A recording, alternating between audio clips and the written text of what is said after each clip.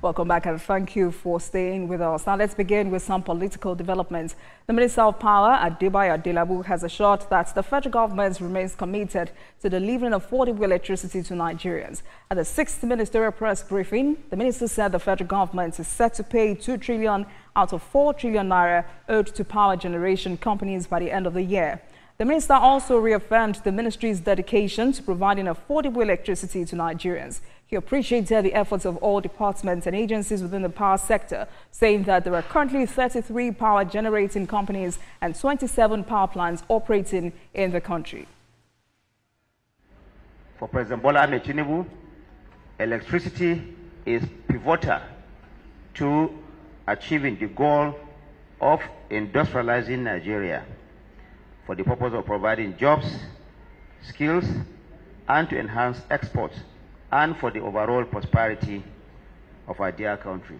In fulfillment of the statutory mandate of the Electricity Act of 2023, the federal government, through the Federal Ministry of Power, developed what we call the National Integrated Electricity Policy. This transformative framework set a clear roadmap for delivering a resilient, cost-effective and sustainable power sector. Residents of Osun State await the official release of the timetable for next year's governorship election. The Independent National Electoral Commission has warned political parties against internal crises that could hinder their progress recorded so far. The state's resident electoral commissioner, Mutiu Agbuke, made this known during a quarterly consultative meeting with key players in Osogbo. Senior reporter Rafiu Hamid has more. Representatives of various political parties, civil society organizations, persons living with disabilities and electoral officers from all the 30 local government areas of the state are in attendance at the meeting. The gathering was organized to brief stakeholders on the Commission's level of preparedness, even though the election timetable is yet to be released. Mutiu Agbuke reiterated INEC's commitment to strengthening the democratic process through transparency, inclusivity, and stakeholders' engagement. It's an avenue to bring cohesion amongst them. It's an avenue to have togetherness. It's an avenue to have peaceful coexistence. When parties are factionalized, when they are divided, they are creating problems for INEC. And it's a very bad recipe for problems for INEC, both during the Congress and during the primaries. Discussions also covered key issues such as accreditation of party agents, training of ad hoc staff, and the use of the bimodal voter accreditation system, BVAS. Buying violence, okay, although these are sometimes being perpetrated by politicians, but it's an issue. So these are the things that we have raised during this transition period that we need to address. So, and INEC, they are very, very responsive.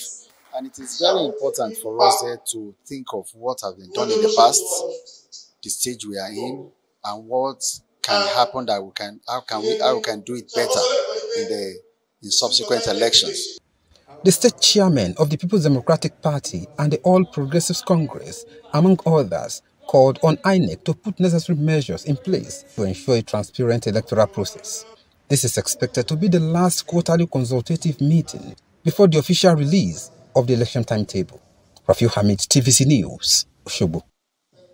In Zamfara State, the All Progressives Congress has passed the vote of confidence in President Bola Tinubu, the Minister of State for Defense, Bello Matawalle, and Senator Abdulaziz Yari. The party says it will soon set up a committee to meet with aggrieved members to settle differences ahead of future elections. Theophilus Arafai reports. The All Progressive Congress in Zamfara had some months ago faced some internal crisis, among them is power tussle on who leads the party in the state. The issue also led to the creation of factional party by some aggrieved members. But the mother party in this interview with TVC News says the party is now strong and united, and efforts are underway to meet with aggrieved members to resolve the differences. So as far as the APC is concerned, the party is united and formidable. The party is making a frantic effort to unite all the aggrieved party members.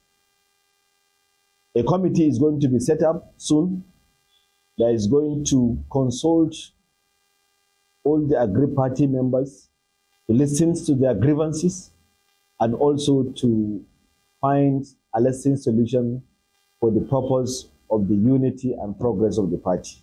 The Zamfara APC also endorsed President Bola Ahmed Tinubu for a second term in office come 2027 and passed a vote of confidence on its leaders, the Minister of State for Defense Bello Matawali and Senator Abdulaziz Yari. Zamfara APC is 100% for President Bola Ahmed Tinubu. APC in Zamfara State, we don't see anybody apart from President Bola Ahmed Tinubu.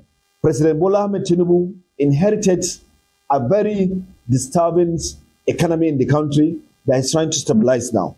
The president has shown a serious commitment to end mandatory within Zamfara State. The Minister of State for Defense is qualified in two aspects. He is the immediate first governor and is the current Minister of State for Defense. So the party is 100% in support of him. Likewise, His Excellency, the Senator Abdulaziz Yari Abakar, the party leadership is with him 100%. The party commends its members for having faith in its leaders at all levels and also enjoined them to continue to support President Bola Ahmed Tinubu's administration. Tiflas Darufai, TVC News Gusau.